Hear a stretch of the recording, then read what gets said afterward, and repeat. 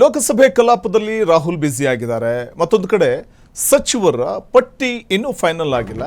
ಕಳೆದ 3 ದಿನಗಳಿಂದ ದೆಹಲಿಯಲ್ಲೇ ಸಿಎಂ ಮತ್ತು ಮಾಜಿ ಸಿಎಂ ಠಿಕಾಣಿ ಹೂಡಿದ್ದಾರೆ.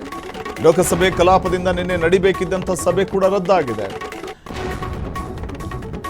ಹಾಗಾಗಿ ಸಂಪುಟ ವಿಸ್ತರಣೆ ಯಾವಾಗ ರಾಜ್ಯದಲ್ಲಿ ಈ ಕುತೂಹಲ ಇದೆ. ಇನ್ನೂ ಕೂಡ ಮುಂದಕ್ಕೆ ಹೋಗ್ತಾಲೇ ಇದೆ. ರಾಜ್ಯ ನಾಯಕರ ಜೊತೆ ಇವತ್ತು ರಾಹುಲ್ ಸಭೆಯನ್ನು ನಡೆಸೋ ಸಾಧ್ಯತೆ ಇದೆ.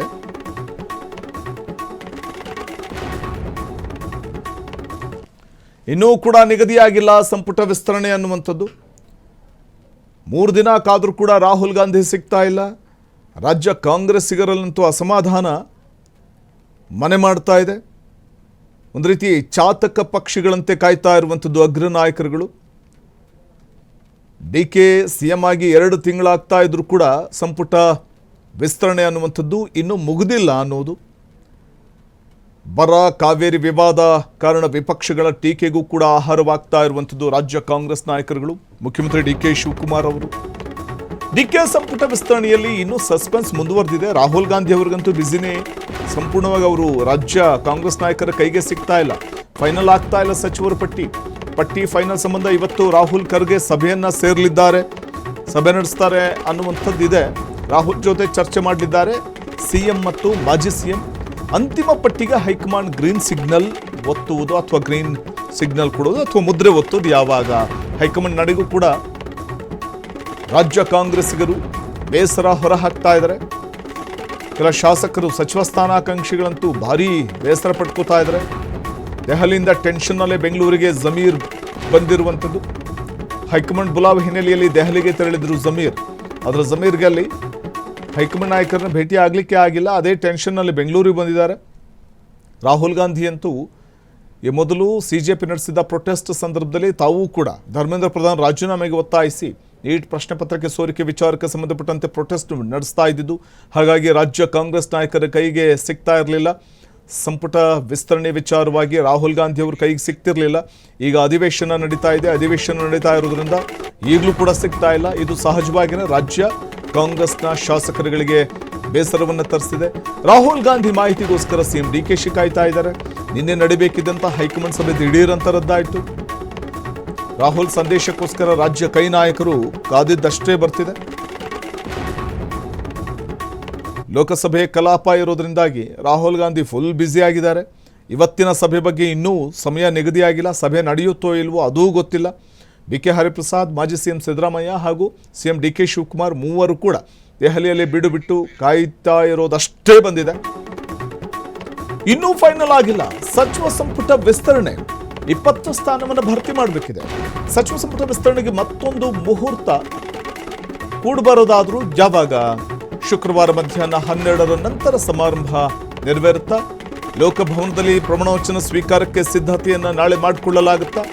ಸಮಾರಂಭಕ್ಕೆ ಪೆಂಡಾಲ್ ಚೇರ್ ಹಾಕಿದರೆ ಸಿಬ್ಬಂದಿ. ಲೋಕಭವನದಲ್ಲಿ ಸಚಿವರ ಪ್ರಮಾಣವಚನಕ್ಕೆ ಸಿದ್ಧತೆಗಳಂತೂ ಆಗಿದೆ. ಆದರೆ ಇನ್ನೂ ಪಟ್ಟಿಯೇ ಅಂತಿಮಗೊಂಡಿಲ್ಲ. ಅಹಿತಕರ ಘಟನೆ ನಡೆಯದಂತೆ ಪೊಲೀಸರು ಕೂಡ ಈಗಾಗಲೇ ಅಲ್ಲಿ ಭದ್ರತೆಯನ್ನು ಒದಗಿಸಿದ್ದಾರೆ. ಈಗಾಗಲೇ ಸಭೆ ನಡೆಸಿದ್ದಾರೆ ಪೊಲೀಸ್ ಆಯುಕ್ತ ಸೀಮಂತ್ ಕುಮಾರ್. ಆದರೆ ಪಟ್ಟಿಯೇ ಇನ್ನೂ ಅಂತಿಮಗೊಂಡಿಲ್ಲ. ಪಟ್ಟಿ ಅಂತಿಮಗೊಂಡಿದ್ದೇ ಆದರೆ ಇವತ್ತು ಪಟ್ಟಿ ಫೈನಲ್ ಆಯಿತು ಅಂತಂದರೆ ನಾಳೆ ಶುಕ್ರವಾರ ಇರೋದ್ರಿಂದ ನಾಳೆಯೇ ಸಚಿವರಾಗಿ ಪ್ರಮಾಣವಚನ ಸ್ವೀಕಾರಕ್ಕೆ ಎಲ್ಲ ರೀತಿಯ ಅಂತಿಮ ಹಂತದ ಸಿದ್ಧತೆಗಳು ಕೂಡ ಈಗಾಗಲೇ ನಡೆದಿರೋದ್ರಿಂದಾಗಿ ಬಹುಶಃ ಎದುರು ನೋಡ್ತಾ ಇರೋದು ಪಟ್ಟಿ ಫೈನಲ್ ಯಾವಾಗ, ಇವತ್ತಾಗತ್ತಾ ಅನ್ನೋದ್ರ ಕಡೆಗೆ ಎಲ್ಲರ ಚಿತ್ತ ಇದೆ. ಈ ಬಗ್ಗೆ ಮತ್ತಷ್ಟು ಮಾಹಿತಿಯನ್ನು ಪಡೆಯೋಣ. ನ್ಯೂಸ್ ಡೆಸ್ಕಿಂದ ನೇರ ಸಂಪರ್ಕದಲ್ಲಿದ್ದಾರೆ ನಮ್ಮ ಪ್ರತಿನಿಧಿ ಮಾರುತಿ. ಬಹುಶಃ ಇನ್ನೂ ಯಾವಾಗ ಸಂಪುಟ ವಿಸ್ತರಣೆ ಅನ್ನುವಂಥ ಕುತೂಹಲ ಇದೆ. ಬಹುಶಃ ರಾಜ್ಯ ಕಾಂಗ್ರೆಸ್ ಶಾಸಕರಿಗೆ ರಾಹುಲ್ ಗಾಂಧಿ ಅವ್ರನ್ನ ಕಾದು ಬೇಸತ್ತು ಹೋಗಿದ್ದಾರೆ ಅಂತ ಅನಿಸುತ್ತೆ. ಅವ್ರಿಗೂ ಬೇಸರ ಆಗಿರ್ಬೋದು. ಇವತ್ತಾದರೂ ಮೀಟಿಂಗ್ ನಡೆಯುತ್ತಾ? ರಾಹುಲ್ ಗಾಂಧಿ ಇವತ್ತಾದರೂ ಕೈಗೆ ಸಿಗ್ತಾರಾ ಅಂತ ರಾಜ್ಯ ಕಾಂಗ್ರೆಸ್ ವರಿಷ್ಠರ ಕೈಗೆ ಅಂತ?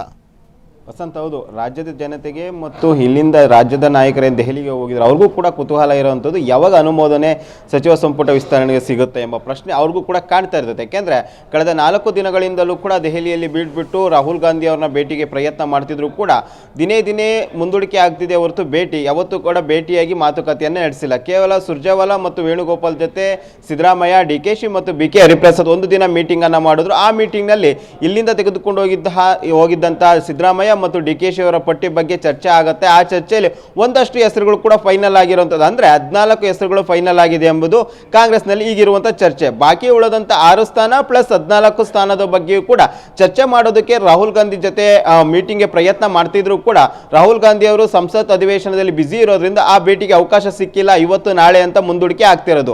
ಈ ಕಳೆದ ಬಾರಿ ಅಂದ್ರೆ 2 ದಿನ ಹೋದಾಗೂ ಕೂಡ ಅದೇ ಪರಿಸ್ಥಿತಿ ಆಗಿತ್ತು. 2 ಬಾರಿ ಹೋದಾಗೂ ಕೂಡ ಈಗಾಗಲ್ಲ ಮುಂಚೆ ಬನ್ನಿ ಅಂತ ಕೂಡ ಏನು ಆಹ್ವಾನನ ಕೊಟ್ಟಿದ್ರು. ಈ ಬಾರಿ ಹೋದಾಗಲೂ ಕೂಡ ರಾಜ್ಯ ನಾಯಕರಿಗೆ ಭೇಟಿಗೆ ಅವಕಾಶ ಸಿಕ್ಕಿಲ್ಲ. ಶಾಸಕರು ಕೂಡ ಕಾದು ಸುಸ್ತಾಗಿ ಹೀಗಾಗಿ ದೆಹಲಿಯಿಂದ ವಾಪಸ್ ಕೂಡ ಒಂದಷ್ಟು ಶಾಸಕರು ಆಗ್ತಾ ಇರೋದು. ಯಾಕೆಂದ್ರೆ 4 ದಿನಗಳಿಂದ ದೆಹಲಿಯಲ್ಲಿ ಉಳಿದು ಕೂಡ ಎಲ್ಲೋ ಒಂದ್ ಕಡೆ ನಮಗೆ ಸಚಿವ ಸ್ಥಾನ ಸಿಗುತ್ತೆ ಎಂಬ ನಿರೀಕ್ಷೆಯಲ್ಲಿ ಇದ್ದವರಿಗೂ ಕೂಡ ಆತಂಕ ಹೆಚ್ಚಾಗಿದೆ. ರಾಹುಲ್ ಗಾಂಧಿ ಅವರು ಅವಕಾಶ ಸಿಗ್ತಿಲ್ಲ, ರಾಜ್ಯ ನಾಯಕರು ತೀರ್ಮಾನ ಮಾಡ್ತಿಲ್ಲ ಎಂಬ ಅಸಮಾಧಾನ ಕೂಡ ರಾಜ್ಯ ನಾಯಕರು ಮತ್ತು ಅದೇ ರೀತಿ ಕೇಂದ್ರ ನಾಯಕರ ವಿರುದ್ಧ ಕೂಡ ಇರುವಂತದ್ದು. ಹೀಗಾಗಿ ರಾಹುಲ್ ಗಾಂಧಿ ಅವರು ಇವತ್ತಾದ್ರೂ ಭೇಟಿಗೆ ಅವಕಾಶ ಕೊಡ್ತಾರಾ, ಚರ್ಚೆ ಆಗುತ್ತಾ ಎಂಬುದು ಕೂಡ ಸಾಕಷ್ಟು ಕುತೂಹಲ ಮೂಡಿಸಿರೋದು.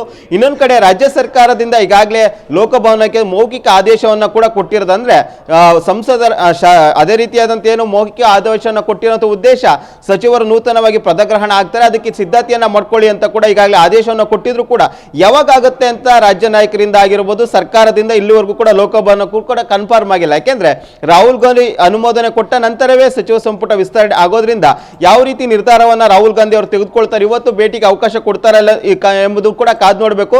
ಇವತ್ತು ಸಂಜೆ ಅವಕಾಶ ಸಿಗುವ ಸಾಧ್ಯತೆ ಈ ಎಲ್ಲರೂ ಕೂಡ ನಿರೀಕ್ಷೆಯಲ್ಲಿ ಇಟ್ಕೊಂಡಿದ್ದಾರೆ.